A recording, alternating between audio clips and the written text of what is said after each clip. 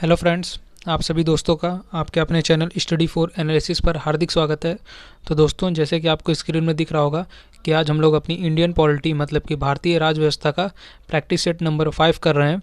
और इस वीडियो में हम लोग टॉप 50 महत्वपूर्ण पूछे गए प्रश्न को डिस्कस करते हैं, जो कि हमारे मतलब कि प्रीवियस ईयर एग्ज़ाम में क्वेश्चंस पूछे जा चुके हैं। उनको हम इन प्रैक्टिस सेट के माध्यम से पढ़ते हैं और रोज डिस्कस करते हैं।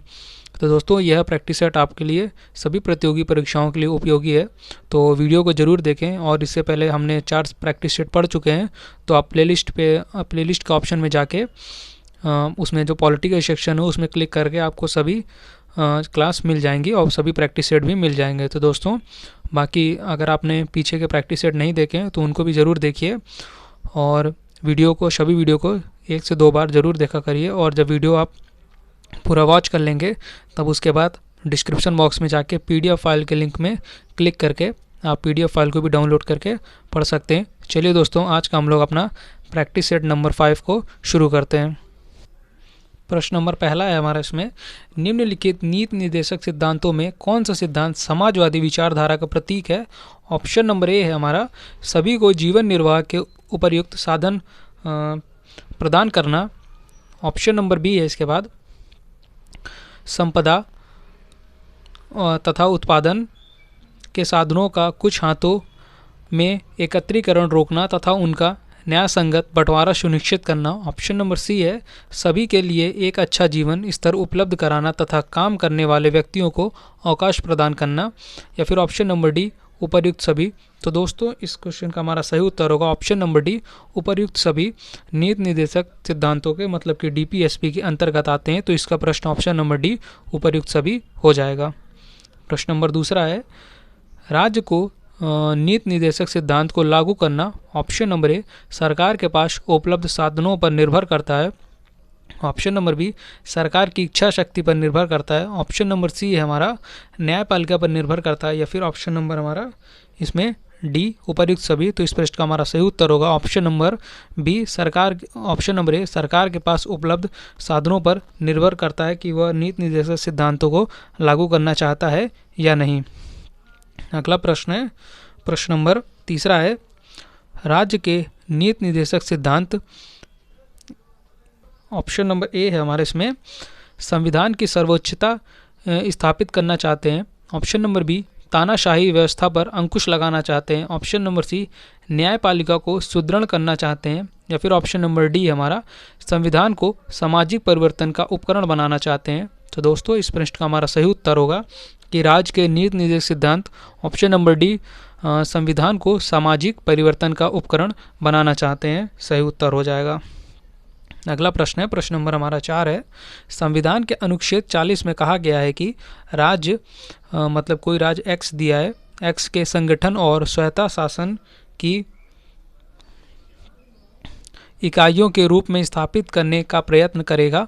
उपरोक्त अनुच्छेद में एक्स से अभिप्राय है, मतलब कि जो ऊपर में राज्य एक्स बताया गया था वह इनमें से क्या है। तो दोस्तों, ऑप्शन नंबर ए है ग्रामीण पंचायत। ऑप्शन नंबर बी है जिला परिषद है। ऑप्शन नंबर सी, अंतर्राज्यीय परिषद। या फिर ऑप्शन नंबर डी, इनमें से कोई नहीं। तो इस प्रश्न का हमारा सही उत्तर होगा ऑप्शन नंबर ए, ग्रामीण पंचायतों का वर्णन किया गया है ऊपर राज्य एक्स में, मतलब कि एक्स की जगह ग्रामीण पंचायतों का उल्लेख किया गया है। प्रश्न नंबर 5 है, उत्प्रेषण लेख एक उच्च अदालत द्वारा। ऑप्शन नंबर ए है, मतलब कि हमें बताना है कि उत्प्रेषण जो लेख है इसका मतलब क्या होता है, या फिर जो हमारी उच्च अदालत हैं उनके द्वारा क्या किया जाता है। तो हम ऑप्शंस पहले देख लेते हैं। ऑप्शन नंबर ए, निम्न अदालत को किसी विशेष मामले में आगे की कार्रवाई रोकने के लिए कहा जाता है। ऑप्शन नंबर बी है इसमें, निम्न अदालत को किसी मामले से संबंधित सभी रिकॉर्ड उसे उच्च अदालत के पुनरीक्षण के लिए भेजा जाता है। अगला है हमारा ऑप्शन नंबर सी है, इसमें पूछा गया है कि किसी अधिकारी को दिया गया आदेश है कि वह सिद्ध करे कि उसे पद पर बने रहने का अधिकार है। या फिर ऑप्शन नंबर डी है, एक सार्वजनिक अधिकारी को 24 घंटे के भीतर उसके द्वारा बंदी बनाए गए व्यक्ति को न्यायालय के सम्मुख प्रस्तुत करे। तो दोस्तों, हमारा जो उत्प्रेषण लेख है ये इसका जो सही उत्तर होगा वह होता है कि निम्न अदालत को किसी मामले से संबंधित सभी रिकॉर्ड उसे उच्च अदालत के पुनरीक्षण के लिए भेजा जाता है, मतलब कि ऑप्शन नंबर हमारा बी एकदम सही है। अगला प्रश्न है, प्रश्न नंबर 6 है, अधिकार प्रक्षालेख एक उच्च अदालत द्वारा जारी किया जाता है। मतलब कि हमें बताना है कि अधिकार प्रक्षा जो लेख है यह क्या होता है। ऑप्शन नंबर ए, जिसके द्वारा यह किसी भी व्यक्ति को पूछ सकता है कि किस प्रकार उसने कानून के विरुद्ध पद अधिकार प्राप्त किया है। ऑप्शन नंबर बी है, जिसके माध्यम से यह किसी अधिकारी को उसके द्वारा बनाए गए बंदी को 24 घंटे के भीतर, आगे हमारा है, भीतर निकटतम अदालत के सम्मुख प्रस्तुत करने के लिए कह सकता है। ऑप्शन नंबर सी है, एक निम्न अदालत को दिया गया आदेश है कि यह किसी विशेष मामले पर तुरंत कार्रवाई रोक दे। या फिर ऑप्शन नंबर इसके बाद हमारा है डी, एक निम्न अदालत को दिया गया आदेश जिसमें उस मामले को उच्च न्यायालय के सम्मुख सुनवाई के लिए भेजने के लिए कहा जाता है। तो दोस्तों इस प्रश्न का हमारा सही उत्तर होगा कि अधिकार प्रक्षालेख होता है हमारा, जिसके द्वारा यह किसी भी व्यक्ति को पूछ सकता है कि किस प्रकार उसने कानून के विरुद्ध पद अधिकृत किया हुआ है। मतलब कि ऑप्शन नंबर ए हमारा एकदम सत्य होगा। प्रश्न नंबर 7 है, बंदी प्रत्यक्षीकरण लेख हमें बताना है कि यह क्या होता है। तो पहले ऑप्शंस देख लेते हैं। ऑप्शन नंबर ए, एक उच्च न्यायालय द्वारा निम्न न्यायालय को जारी किया जाता है और उसे आदेश दिया जाता है कि मामले को संपूर्ण रिकॉर्ड सहित उच्च न्यायालय के पुनरीक्षण हेतु प्रस्तुत करे। अगला है हमारा ऑप्शन नंबर बी है, यह उच्च न्यायालय द्वारा दिया गया आदेश है जिसके माध्यम से बंदी बनाए गए किसी व्यक्ति को उसके समक्ष प्रस्तुत करने के लिए कहा जाता है। या फिर ऑप्शन नंबर सी हमारा, एक उच्च अदालत द्वारा निम्न अदालत को दिया गया आदेश है जिसके माध्यम से उसे अपना कर्तव्य पालन करने के लिए कहा जाता है। या फिर ऑप्शन नंबर हमारा डी है, इसमें इसके द्वारा किसी अधिकार को आदेश दिया जाता है कि उसके सम्मुख चल रहे मामले पर कार्रवाई तुरंत रोक दी जाए। तो दोस्तों इस प्रश्न का जो हमारा सही उत्तर होगा कि बंदी प्रत्यक्षीकरण लेख क्या होता है, इसका सही होगा कि यह उच्च न्यायालय द्वारा दिया गया आदेश है कि जिसके माध्यम से बंदी बनाए गए किसी व्यक्ति को उसके समक्ष प्रस्तुत करने के लिए कहा जाता है। यही मतलब होता है बंदी प्रत्यक्षीकरण लेख का, मतलब कि जो रिट होती है उसका यही मतलब होता है। प्रश्न नंबर 8 है, भारतीय संविधान के अंतर्गत प्रदान की गई भाषण की स्वतंत्रता पर अनेक उचित प्रबंध लगाए गए हैं। इसमें बाई ऑप्शन जिसको हम देखते हैं। ऑप्शन नंबर हमारा ए है, देश की प्रभुता और अखंडता हेतु। ऑप्शन नंबर बी, प्रधानमंत्री के पद की गरिमा को बनाए रखने के लिए। ऑप्शन नंबर सी, मंत्री परिषद की गरिमा को बनाए रखने के लिए। ऑप्शन नंबर डी, उपयुक्त सभी कारणों के आधार पर। तो दोस्तों इस प्रश्न का जो हमारा सही उत्तर होगा वह है ऑप्शन नंबर हमारा ए एकदम सही है, देश की प्रभुता और अखंडता हेतु। अगला प्रश्न है हमारा प्रश्न नंबर 19 है। इसमें पूछा गया कि 1996 में सर्वोच्च न्यायालय ने असैनिक उपाधियों दिए जाने को वैध करार दिया, परंतु साथ ही यह सिफारिश भी की कि प्रत्येक वर्ष सभी श्रेणियों में दी जाने वाली उपाधियों की सीमा अधिक से होनी चाहिए। ऑप्शन नंबर ए 75 होनी चाहिए, ऑप्शन नंबर बी 60 होनी चाहिए, ऑप्शन नंबर सी 50 या फिर ऑप्शन नंबर डी हमारा 40 होनी चाहिए। तो दोस्तों इस प्रश्न का सही उत्तर होगा ऑप्शन नंबर सी 50 होनी चाहिए। जितनी भी उपाधियां दी जाएंगी इससे ज़्यादा नहीं हो सकती। प्रश्न नंबर 10 है, राष्ट्रीय गान के अनिवार्य रूप से गाने जाने के संबंध में निम्न कथनों पर विचार करें। ऑप्शन नंबर ए, यह भाषण देने तथा विचार व्यक्त करने की स्वतंत्रता का उल्लंघन होगा। ऑप्शन नंबर बी, यह अंतःकरण धर्म के मानने तथा उसका प्रसार करने की स्वतंत्रता का उल्लंघन होगा। ऑप्शन नंबर सी है हमारा, कानून में कोई ऐसा प्रावधान नहीं है जो किसी व्यक्ति को राष्ट्रीय गान के लिए बाध्य कर सके। या फिर ऑप्शन नंबर डी, उपर्युक्त सभी। तो दोस्तों इस प्रश्न का हमारा सही उत्तर होगा ऑप्शन नंबर डी, उपर्युक्त सभी कथन, मतलब कि ऊपर कहे गए सभी ऑप्शंस एकदम सही हैं। प्रश्न नंबर 11 है, भारत के मौलिक अधिकारों के निम्नलिखित विशिष्ट लक्षणों में से कौन सा सत्य है। ऑप्शन नंबर ए, साधारण कानून द्वारा प्रदान किए गए अधिकारों की तुलना में भारतीय संविधान द्वारा प्रदान किए गए मौलिक अधिकार अति पवित्र हैं। ऑप्शन नंबर बी, मौलिक अधिकारों पर युक्त प्रतिबंध लगाए जा सकते हैं। अगला है हमारा ऑप्शन नंबर सी, मौलिक अधिकार न्याय संगत हैं तथा उन्हें सर्वोच्च न्यायालय के माध्यम से लागू कराया जाता है। या फिर ऑप्शन नंबर डी, इनमें से कोई नहीं। तो दोस्तों इस प्रश्न का हमारा सही उत्तर होगा ऑप्शन नंबर डी, मतलब कि इनमें से कोई नहीं, एकदम सही है। प्रश्न नंबर 12 है, संविधान द्वारा प्रदान किए गए मौलिक अधिकारों में से कौन सा मौलिक अधिकार गैर नागरिक को उपलब्ध है। तो दोस्तों हमें इसका आंसर बताना है। ऑप्शन नंबर ए है, संवैधानिक संरक्षण की स्वतंत्रता ऑप्शन नंबर बी संपत्ति अर्जित करने तथा कोई भी व्यापार आजीविका तथा कारोबार करने की स्वतंत्रता। ऑप्शन नंबर सी है देश के किसी भी भाग में घूमने तथा रहने की या बसने की स्वतंत्रता। या फिर ऑप्शन नंबर डी भाषण देने, एकत्रित होने तथा समुदाय बनाने की स्वतंत्रता। तो दोस्तों इस प्रश्न का हमारा सही उत्तर होगा ऑप्शन नंबर ए संवैधानिक संरक्षण की स्वतंत्रता एक गैर नागरिक को भी प्राप्त है। प्रश्न नंबर 13 है, इसमें पूछा गया कि यह निर्णय करने का अधिकार किसे है कि नागरिकों के मौलिक अधिकार पर लगाए गए प्रतिबंध उचित हैं अथवा नहीं। ऑप्शन नंबर ए संसद को, ऑप्शन नंबर बी राष्ट्रपति को, ऑप्शन नंबर सी न्यायालय को, या फिर हमारा ऑप्शन नंबर डी इनमें से कोई नहीं। तो इस प्रश्न का सही उत्तर होगा हमारा ऑप्शन नंबर सी न्यायालय को यह प्राप्त है कि जो मौलिक अधिकार पर प्रतिबंध लगाए गए हैं वो सही है या नहीं। प्रश्न नंबर 14 है, नागरिकों के मौलिक अधिकार पर न्याय संगत प्रतिबंध लगाने का अधिकार किसे प्राप्त है। ऑप्शन नंबर ए है राष्ट्रपति, ऑप्शन नंबर बी संसद, ऑप्शन नंबर सी सर्वोच्च न्यायालय को, या फिर ऑप्शन नंबर डी इनमें से कोई नहीं। तो दोस्तों इस प्रश्न का हमारा सही उत्तर होगा वह है ऑप्शन नंबर बी संसद को नागरिकों के जो मौलिक अधिकार हैं इनको न्याय संगत प्रतिबंध लगाने का अधिकार प्राप्त है। अगला प्रश्न है प्रश्न नंबर 15 है, इसमें पूछा गया है कि निवारक निरोध अधिनियम किस अधिकार पर प्रतिबंध लगाता है।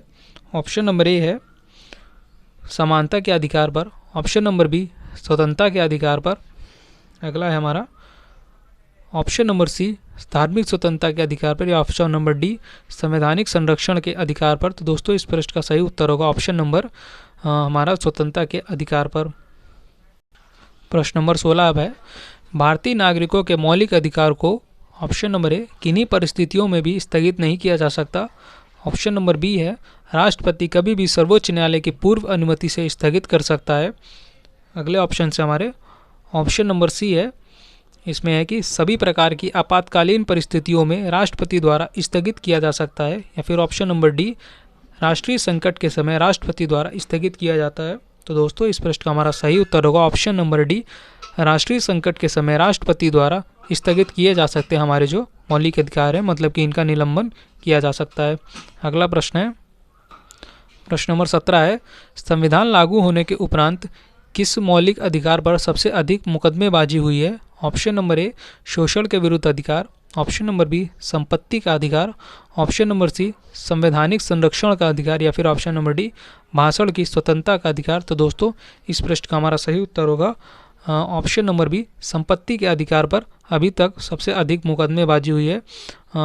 मौलिक अधिकार पर सबसे अधिक यही है कि जिसमें कि मुकदमेबाजी, क्योंकि इस संपत्ति के अधिकार को 44वें संविधान संशोधन 1978 के माध्यम से अब कानूनी अधिकार में बदल दिया गया है। प्रश्न नंबर हमारा 18 है, भारत के संविधान की प्रस्तावना में कहा गया है कि ऑप्शन नंबर ए हम भारत के लोग इस संविधान को निर्मित और स्वीकार कर सौंपते हैं। ऑप्शन नंबर बी है हम संविधान सभा के सदस्य इस संविधान को निर्मित और स्वीकार कर संपूर्ण देश को भेंट करते हैं। या फिर ऑप्शन नंबर सी हम भारत के लोग संविधान सभा के माध्यम से इस संविधान को निर्मित और स्वीकार कर स्वयं को यह संविधान अर्पित करते हैं। या फिर ऑप्शन नंबर डी है, इसमें बोला गया है कि हम भारत के नागरिक इस संविधान को निर्मित और स्वीकार कर स्वयं को अर्पित करते हैं। तो दोस्तों इस प्रश्न का हमारा सही उत्तर होगा ऑप्शन नंबर डी हम भारत के नागरिक इस संविधान को निर्मित और स्वीकार कर स्वयं को अर्पित करते हैं।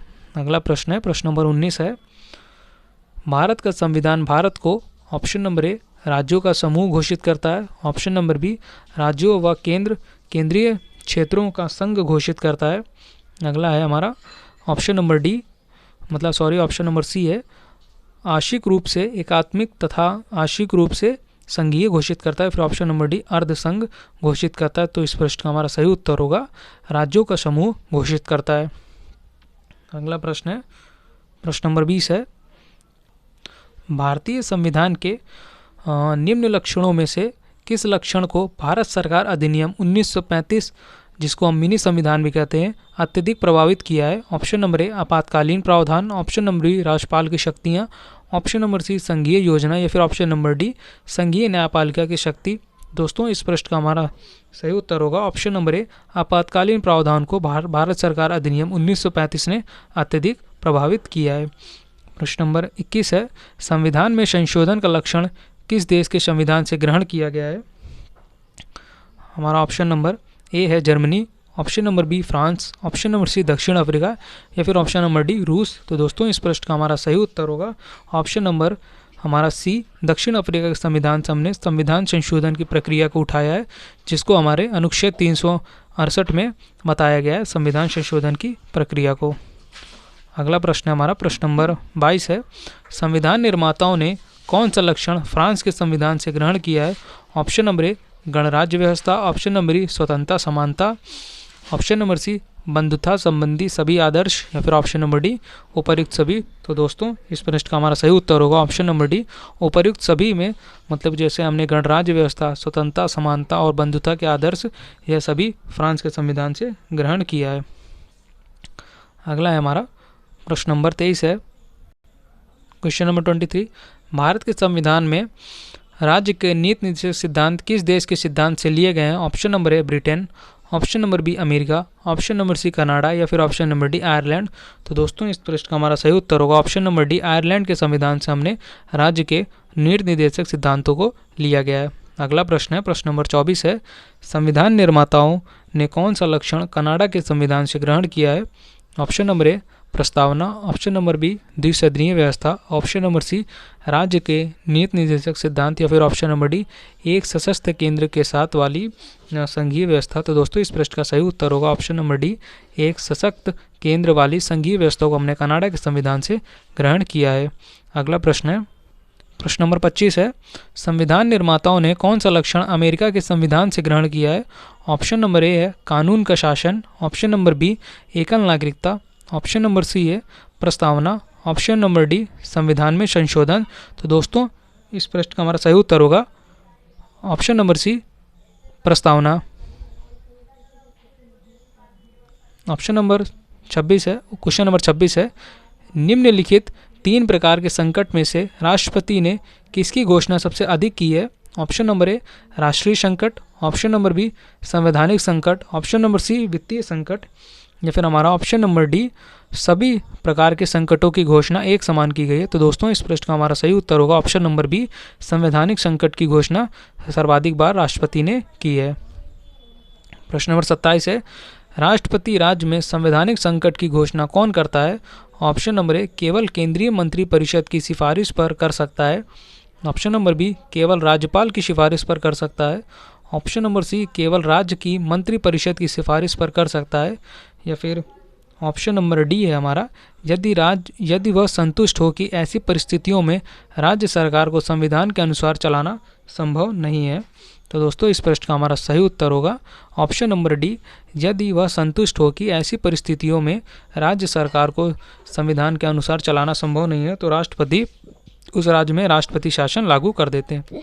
प्रश्न नंबर 28 है, यदि राज्य केंद्र सरकार के आदेशों का पालन नहीं करते हैं तो राष्ट्रपति ऑप्शन नंबर ए राष्ट्रपति घोषणा कर सकता है कि राज्य का संवैधानिक तंत्र टूट गया है तथा राज्य का शासन अपने हाथ में ले सकता है। अगले ऑप्शन से हमारे ऑप्शन नंबर बी है आदेशों का पालन करने के लिए सुरक्षित पुलिस भेज सकता है या फिर ऑप्शन नंबर सी राज्य विधानसभा को भंग कर सकता है तथा नए चुनाव करा सकता है या फिर ऑप्शन नंबर डी इनमें से कोई नहीं। तो दोस्तों इस प्रश्न का जो हमारा सही उत्तर होगा वह है राष्ट्रपति घोषणा कर सकता है कि राज्य का संवैधानिक तंत्र टूट गया है तथा राज्य का शासन अपने हाथ में ले सकता है, मतलब ऑप्शन नंबर ए हमारा बिल्कुल सही होगा। क्वेश्चन नंबर हमारा 29 है, संसद द्वारा राष्ट्रीय संकट का अनुमोदन करने की समय सीमा क्या है? ऑप्शन नंबर ए 1 मास, ऑप्शन नंबर बी 2 मास, ऑप्शन नंबर सी 3 मास या फिर ऑप्शन नंबर डी 6 मास। तो दोस्तों इस प्रश्न का हमारा सही उत्तर होगा ऑप्शन नंबर ए 1 मास में राष्ट्रीय शासन जो राष्ट्रीय संकट के समय लगता है उसका अनुमोदन होना चाहिए, नहीं तो फिर वह लागू नहीं किया जा सकता है। प्रश्न नंबर 30 है, निम्न पदाधिकारियों में से किस अधिकारी की नियुक्ति राष्ट्रपति नहीं करता? ऑप्शन नंबर ए सर्वोच्च न्यायालय के न्यायाधीश, ऑप्शन नंबर बी उच्च न्यायालय के न्यायाधीश, ऑप्शन नंबर सी है हमारा जिला तथा सेशन कोर्ट के न्यायाधीश या फिर ऑप्शन नंबर डी हमारा भारत का महान्यायवादी। तो दोस्तों इस प्रश्न का हमारा सही उत्तर होगा ऑप्शन नंबर सी जिला एवं सेशन कोर्ट के न्यायाधीशों की नियुक्ति राष्ट्रपति नहीं करता है, क्योंकि इन दोनों जजों की नियुक्ति राज्यपाल द्वारा की जाती है। प्रश्न नंबर हमारा 31 है। इसमें पूछा गया है कि निम्न में से कौन सी आपातकालीन स्थिति की घोषणा राष्ट्रपति स्वयं कर सकता है। ऑप्शन नंबर ए है बाह्य आक्रमण अथवा सशस्त्र विद्रोह के फलस्वरूप उत्पन्न होने वाली आपातकालीन स्थिति। ऑप्शन नंबर बी हमारा है ये कि राज्य में संवैधानिक व्यवस्था के विफल होने के फलस्वरूप उत्पन्न होने वाली आपातकालीन स्थिति। अगला है ऑप्शन नंबर सी है, इसमें देश की आर्थिक व्यवस्था बिगड़ जाने अथवा उसकी साख को खतरा उत्पन्न होने की स्थिति में, या फिर ऑप्शन नंबर डी इनमें से कोई नहीं। तो दोस्तों इस प्रश्न का हमारा सही उत्तर होगा ऑप्शन नंबर डी, इनमें से किसी भी परिस्थितियों में राष्ट्रपति अपना मतलब कि खुद से आपातकाल की घोषणा नहीं कर सकता है। प्रश्न नंबर 32 अब है, राष्ट्रपति को निम्न में से कौन सी वित्तीय शक्तियाँ प्राप्त है। ऑप्शन नंबर ए संसद वित्तीय विधेयक केवल राष्ट्रपति की पूर्व अनुमति से ही प्रस्तुत किए जा सकते हैं। ऑप्शन नंबर बी राष्ट्रपति भारत की आकस्मिकता निधि से पैसे उधार दे सकता है। या फिर ऑप्शन नंबर सी है हमारा केंद्र सरकार व राज्य सरकार के मध्य करों के बंटवारे के लिए राष्ट्रपति वित्तीय आयोग नियुक्त कर सकता है। फिर ऑप्शन नंबर डी उपरोक्त सभी। तो दोस्तों इस प्रश्न का हमारा सही उत्तर होगा ऑप्शन नंबर डी उपर्युक्त सभी। अगला प्रश्न है प्रश्न नंबर 33 है। इसमें पूछा गया है कि राष्ट्रपति को क्षमादान का अधिकार option number A court martial द्वारा दंडित सभी मामलों में प्राप्त है। अगला ऑप्शन है ऑप्शन नंबर बी है सभी मामलों में जहां मृत्युदंड दिया गया है। ऑप्शन नंबर सी संघीय तथा समवर्ती सूचियों में दिए गए विषयों से संबंधित कानून का उल्लंघन करने वाले व्यक्ति के संबंध में प्राप्त है। या फिर ऑप्शन नंबर डी उपर्युक्त सभी मामले में। तो दोस्तों इस प्रश्न का सही उत्तर होगा ऑप्शन नंबर डी उपर्युक्त सभी मामले में प्राप्त है। और क्वेश्चन नंबर हमारा 34 है। अब राष्ट्रपति को अध्यादेश द्वारा कानून बनाने का अधिकार। ऑप्शन नंबर ए यदि संसद का अधिवेशन न चल रहा हो। ऑप्शन नंबर बी वह कुछ विषयों पर संसद के अधिवेशन में होते हुए भी अध्यादेश जारी कर सकते हैं। ऑप्शन नंबर सी केवल समवर्ती सूची में दिए गए विषयों पर अध्यादेश जारी कर सकते हैं। या फिर ऑप्शन नंबर हमारा डी किन्हीं भी परिस्थितियों में अध्यादेश जारी नहीं कर सकते हैं। इस प्रश्न का हमारा सही उत्तर होगा ऑप्शन नंबर ए यदि संसद का अधिवेशन नहीं चल रहा है तब राष्ट्रपति के द्वारा अध्यादेश जारी किया जाता है। अगला प्रश्न है हमारा प्रश्न नंबर 35 है। जब कोई विधेयक द्वारा पारित किए गए जाने के पश्चात राष्ट्रपति के पास विचार हेतु भेजा जाता है तो वह ऑप्शन नंबर ए इस पर कोई कार्रवाई न करे। ऑप्शन नंबर बी विधेयक को संसद के पास पुनः विचार हेतु भेज सकता है। ऑप्शन नंबर सी निम्न दोनों। या फिर ऑप्शन नंबर डी सभी गलत है। दोस्तों इस प्रश्न का हमारा सही उत्तर होगा कि ऑप्शन नंबर सी निम्न दोनों, मतलब कि इस पर कोई कार्रवाई भी नहीं कर सकता या फिर विधेयक को पुनः संसद के पास भेज सकता है राष्ट्रपति विधेयक। क्वेश्चन नंबर 36 है। राष्ट्रपति को राज्यसभा में कितने ऐसे व्यक्तियों को मनोनीत करने का अधिकार है। तो इस प्रश्न का ऑप्शन नंबर जिन्होंने कला साहित्य तथा समाज सेवा इत्यादि क्षेत्रों में विशिष्टता प्राप्त की है। Option number A 2, option number B 12, option number C 12 या फिर ऑप्शन नंबर डी इनमें से कोई नहीं। तो दोस्तों इस प्रश्न का सही उत्तर होगा ऑप्शन नंबर सी हमारा 12 व्यक्तियों को राज्यसभा में राष्ट्रपति मनोनीत कर सकते हैं। अगला प्रश्न है प्रश्न नंबर 37 है। इसमें पूछा गया है कि राष्ट्रपति को राज्यसभा में कितने ऐसे व्यक्ति को मनोनीत करने का अधिकार है। तो दोस्तों ये वही क्वेश्चन रिपीट होगा, तो इसका राइट आंसर हो जाएगा ऑप्शन नंबर सी 12। अगला प्रश्न है अब क्वेश्चन नंबर 38 है। भारत का राष्ट्रपति संसद से अधिक कितने एंग्लो इंडियन सदस्यों को मनोनीत कर सकते हैं। ऑप्शन नंबर ए है 12, option number A 2, option number B 12, option number C 10 या फिर ऑप्शन नंबर डी सदस्यों की संख्या अनिश्चित रखी गई है और इस संबंध में निर्णय मंत्रिपरिषद द्वारा लिया जाता है। तो दोस्तों इस प्रश्न का सही उत्तर होगा ऑप्शन नंबर ए 2 सदस्यों को एंग्लो इंडियन को नामित कर सकते थे, लेकिन अब 104वें संविधान संशोधन के द्वारा अब यह व्यवस्था को समाप्त कर दिया गया है। अगला प्रश्न है प्रश्न नंबर 39 है।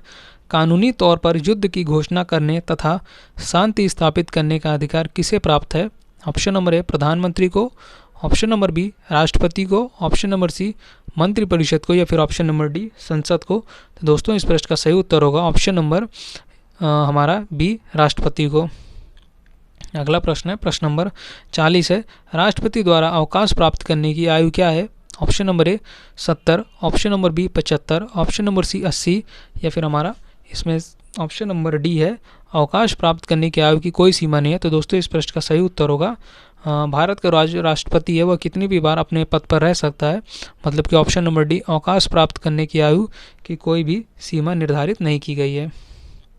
अगला प्रश्न है, प्रश्न नंबर 41 है, यदि राष्ट्रपति तथा उपराष्ट्रपति दोनों ही उपलब्ध नहीं हो तो राष्ट्रपति के पद से संबंधित कर्तव्यों को कौन निभाता है।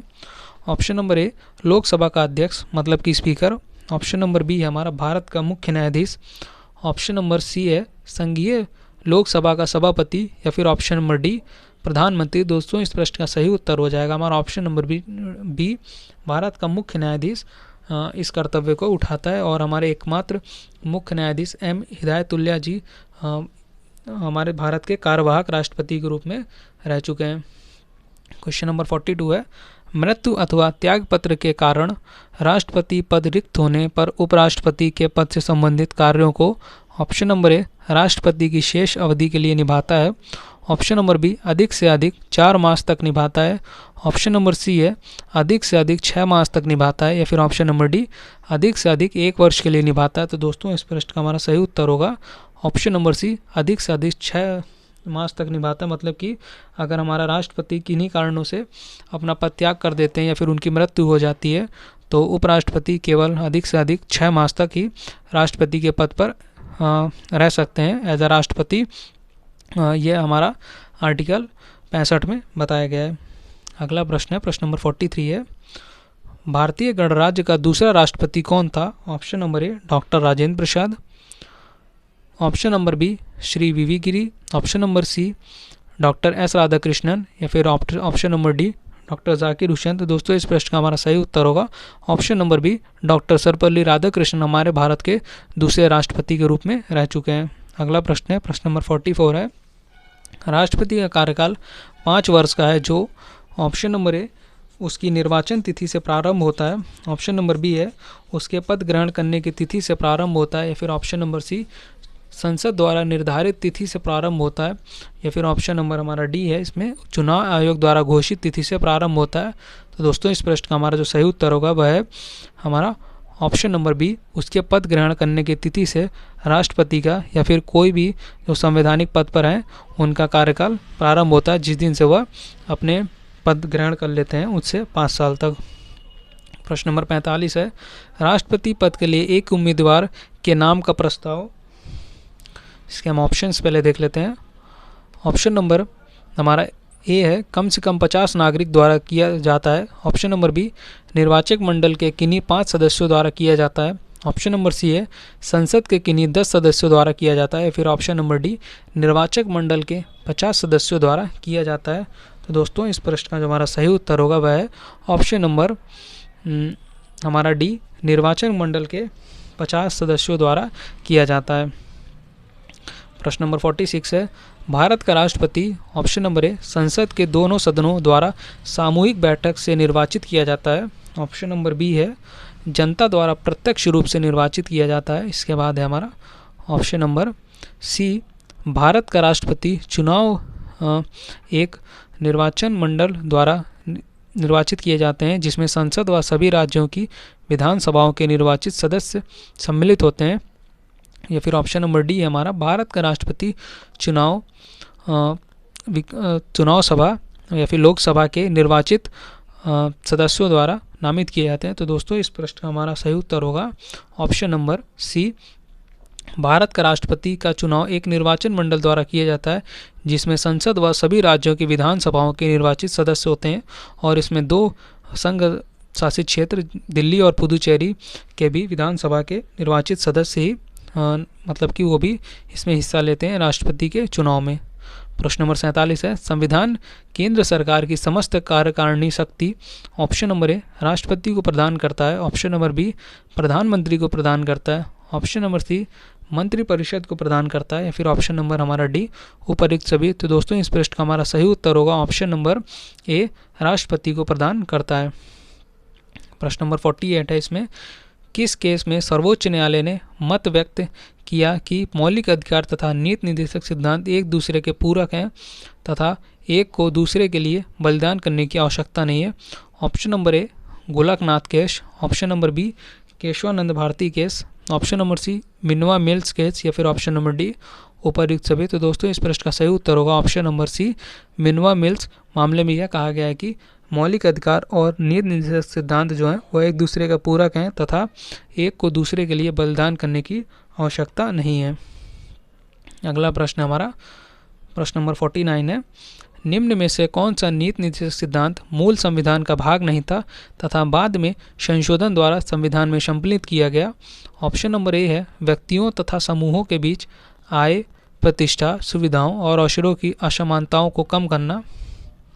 अगला हमारा ऑप्शन है ऑप्शन नंबर बी वातावरण को संरक्षण देना, उसे सुधारना का प्रयास करना तथा जंगलों व वन्य जीव की रक्षा करना। ऑप्शन नंबर सी उद्योगों के प्रबंधीकरण में काम करने वाले को भाग लेने का अधिकार, या फिर ऑप्शन नंबर डी उपर्युक्त सभी। तो दोस्तों इस प्रश्न का हमारा सही उत्तर होगा ऑप्शन नंबर डी उपर्युक्त सभी। और दोस्तों आज की वीडियो का हमारा यह अंतिम प्रश्न है, प्रश्न नंबर 50 है, निम्न नीति निर्देशक सिद्धांतों में कौन सा सिद्धांत उदारवादी सिद्धांतों पर आधारित नहीं है। तो दोस्तों इसके हम ऑप्शंस देख लेते हैं। ऑप्शन नंबर ए न्यायपालिका तथा कार्यपालिका का पृथकीकरण, ऑप्शन नंबर बी समस्त देश के लिए एक समान सिविल संहिता प्रदान करना, ऑप्शन नंबर सी कलात्मक और तथा ऐतिहासिक महत्व के संस्थानों व स्मारकों की रक्षा करना, फिर ऑप्शन नंबर डी हमारा उपर्युक्त में से कोई भी गलत नहीं है। तो दोस्तों इस प्रश्न का हमारा सही उत्तर होगा ऑप्शन नंबर डी उपर्युक्त में से कोई गलत नहीं है। मतलब कि जो ऊपर दिए गए हैं सभी ए बी सी में जो मतलब कि वाक्य बोले गए हैं वह सभी सही हैं, उनमें से कोई भी गलत नहीं है। तो दोस्तों ये थे आज के हमारे टॉप 50 पॉलिटी क्वेश्चंस और हमारा आज का प्रैक्टिस सेट नंबर 5। तो दोस्तों इस प्रैक्टिस सेट को ज़रूर करिए। अगर इसके पहले हमने 4 प्रैक्टिस सेट कर लिए हैं, उनको आपने नहीं किया तो प्लेलिस्ट के ऑप्शन में जाके पॉलिटी के सेक्शन में आपको सभी प्रैक्टिस सेट और बाकी क्लास जो थ्योरी कराई गई हैं वो आपको मिल जाएंगी। तो दोस्तों उम्मीद करते हैं आपको आज का प्रैक्टिस सेट बहुत अच्छा लगा होगा। अगर आपको प्रैक्टिस सेट अच्छा लगा है तो अपना स्कोर ज़रूर बताइए, और दोस्तों उम्मीद करते हैं आपका बहुत अच्छा स्कोर होगा। तो कमेंट सेक्शन में आप लोग अपना स्कोर भी ज़रूर बताया करिए। दोस्तों अगर आपको वीडियो अच्छा लगा हो तो वीडियो को लाइक, शेयर और अपने चैनल स्टडी फॉर एनालिसिस को सब्सक्राइब ज़रूर करिए। आप सभी दोस्तों का thank you for watching video. और एक बार और बता दें कि आप वीडियो वॉच करने के बाद डिस्क्रिप्शन बॉक्स में जाके PDF फाइल के लिंक में क्लिक करके PDF फाइल को भी डाउनलोड करके पढ़ सकते हैं। तो friends once again thank you for watching video.